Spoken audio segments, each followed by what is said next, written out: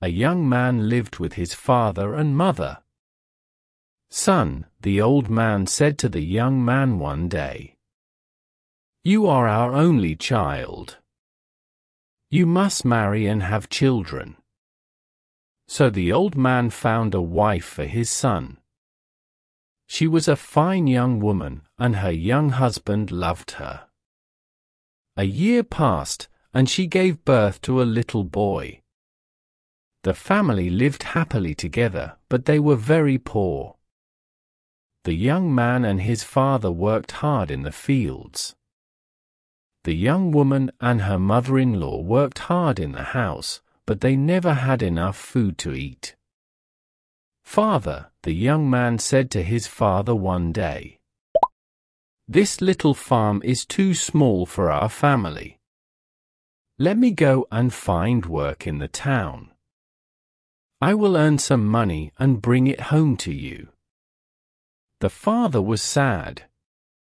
"You are my only child," he said, "and we need you here at home." "But you are right. The farm is too small for us all. Go to the town. Find work and earn some money. We will wait for you here at home." So the young man kissed his son and said goodbye to his parents and his wife. He began the long journey to the town. He traveled for 2 days, and at last he came to the town. He stopped at the first big house and knocked on the door. A man opened it. "Is there work for me here?" the young man asked. "No, my friend," the man said. The young man walked on. He went to many houses and knocked on many doors. His question was always the same. "Do you have work for me here?" he said. The answer was always the same, too. "No," everyone said. "There is no work for you here." The young man was tired now, and very hungry. "What can I do?" he thought. "I must find work soon, or I will die." At last he came to a monastery. He knocked on the door and an old monk opened it. "Please, Father," the young man said, "let me work for you." "How long will you stay?" the monk asked. "For a few months only," answered the young man. "Then I must go back to my family." The monk began to shut the door. "Then I can't help you," he said. "If you work for us, you must promise to stay for a long, long time. If I don't find work today, I'll die of hunger," the young man thought. "Father," he said, "please don't close the door. I promise to work for you for a long, long time." The monk smiled at him. "Come in, my son," he said. The next day, the young man began to work. The work was not difficult. The monks were kind to him. The young man worked hard for them and they were pleased with him. A month passed. At first, the young man thought about his family every day. "Is my son well?" he thought. "Are my parents happy? Does my wife have enough food to eat?" But slowly, the young man forgot his family. He was happy with the monks. "You are an honest man," they said to him. "You can look after our money for us. We will trust you." The years passed quickly. One day, the young man was sitting on his chair in the monastery. He was counting the monks' money. Suddenly, he heard voices. Children were laughing outside. The young man looked up. "They're happy," he thought. Is my son happy? He stood up and looked out of the window. How old is my son now? He thought. How long have I been here? 5 years? 6 years? No, 10 years. I've been here for 10 years. The next morning, the young man went to see the monks. I've stayed with you for 10 years, he said. And I've been a good servant. I've worked hard for you, but you have never paid me. Now I want to see my family. Please give me the money you owe me, and let me go. The monks smiled at him. You're right, they said. You have worked hard for us. Now you can choose. Do you want us to give you your money, or do you want us to give you our blessing? The young man frowned. I want your blessing, he said, but I want my money too.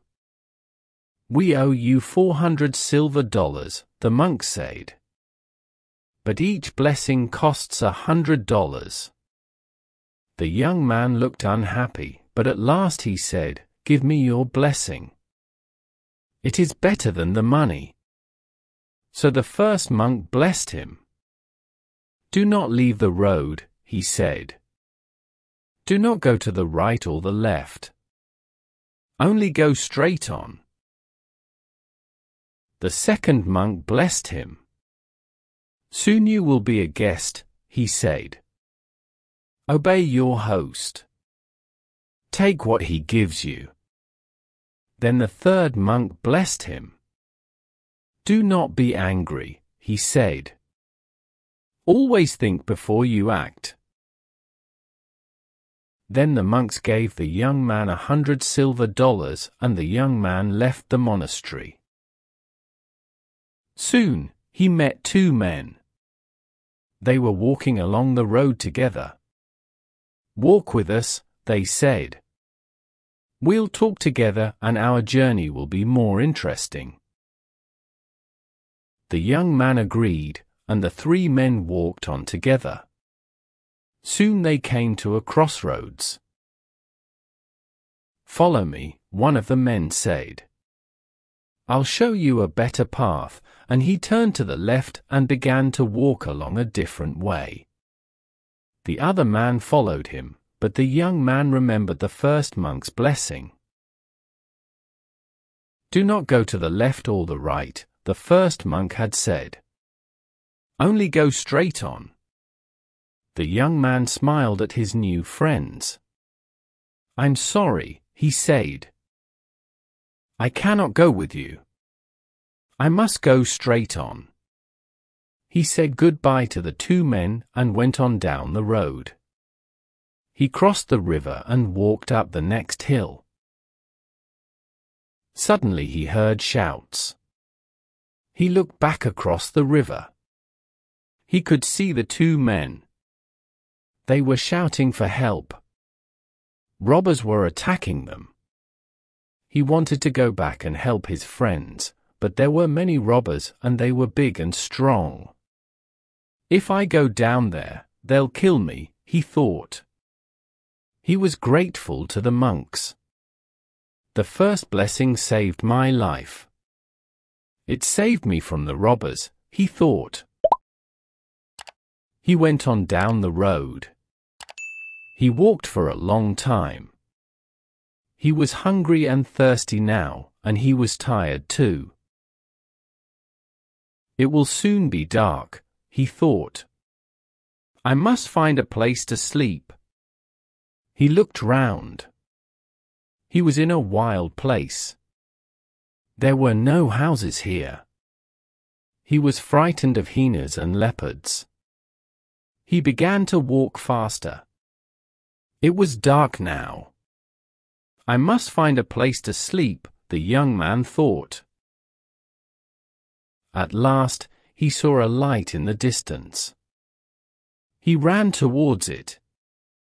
The light came from a little house on a hill. The young man ran up to it and knocked on the door. At once an old man opened it. He had white hair and he wore fine, white clothes. "You are welcome. Come in," the old man said. The young man followed him into the house. "Sit down," said the old man. "Wait here. I will fetch some water and wash your feet." The young man felt ashamed. "I can't let this noble old man wash my feet," he thought. The old man went away to fetch the water. Soon he came back. The young man wanted to take the water out of his hands. He wanted to wash the old man's feet. But then he remembered the monk's second blessing. "Obey your host," the second monk had said. "Take what he gives you." So the young man sat down, and the old man washed his feet. Then the old man clapped his hands, and a young girl came into the room. She was carrying a dish of delicious food. "Feed our guest," the old man said to the girl. The girl did not move, and the young man saw that she was blind. The old man pushed her towards the young man. "Feed him," he said again. So the girl fed the young man, and he ate well. Then he lay down to rest, and he slept all night. He woke up early in the morning. "Thank you," he said to his host. "You have been very kind to me. But now I must go on." The sun was up now, and the young man could see his host clearly. The old man did not look fine and noble now. His teeth were long and white and sharp. His eyes were small and cruel. "Is he a man or is he an ogre?" the young man thought. "You're lucky," the old man said. "You didn't refuse my hospitality. I wanted to wash your feet, and you accepted. I gave you food, and you ate it. Many people have come to my house. They didn't let me wash their feet, and they didn't accept my food. I killed them all." He pointed to the ground. "Their bodies are under your feet," he said. The young man was very frightened. "But the girl, the blind girl," he said. "Why didn't you kill her?" The old man laughed. "I took her eyes," he said. "I made her blind. And now she is my servant. I must go," the young man thought. "I must get away from this terrible man. He is mad. Thank you, goodbye, thank you, God bless you," he said quickly, and he began to walk away. But the old man called him back. "Wait," he said. "I have something for you." He went back into his house, and came out again. He was carrying a sack. "Take it," he said. The young man took the sack, and ran away down the road. The sack was very heavy. At last he stopped under a tree and opened it. "Dollars," he said. "Silver dollars." He tried to count them, but he couldn't. There were too many of them. The monks saved my life again, he thought. And their second blessing has made me rich, too. He went on quickly down the road. My dear parents and my wife will be very happy, he thought. I can look after them well now. He walked for a long time. The sun was high in the sky and he was hot and tired. But he knew this road well. He knew the trees and the rocks and the little streams. He was nearly home. He came to a church by the side of the road. A crowd was standing there. They were watching an old man and a boy. The man and the boy were fighting. The young man felt very angry. What a wicked boy, he thought. He is showing no respect to that poor old man. He wanted to run up to the boy and beat him with his stick. But then he remembered the monk's third blessing. Do not be angry, they had said. Always think before you act. He turned to the woman next to him. What's happening? He said. Who is this old man and this boy? Why are they fighting? It's a sad story, the woman said. These people are very poor. The old man is the boy's grandfather. 10 years ago his son left him because he wanted to find work in the town. The old man had no one to help him. He has been very unhappy. He wanted to kill himself. His grandson is trying to stop him. Tears came into the young man's eyes. Oh, my father! Oh, my child, he shouted. He pushed his way through the crowd. He took the young boy's arm and looked into his eyes. My son, he said. The old man had fallen to the ground. The young man helped him to stand again. Father, he said. The old man looked at him. Is it really you? He said. Have you really come home again? Yes, Father, the young man said. And I'll never leave you again. The young man went to his house with his father and his son. His mother and his wife kissed him, but then they began to cry. You have come home only to die, they said. We have no food here. We ate our last meal yesterday. The young man opened his sack and showed them the silver dollars. Then he added to it the $100 that the monks had given him. I haven't come home to die, but to live, he said. The monks have blessed me and we will be happy now for the rest of our lives.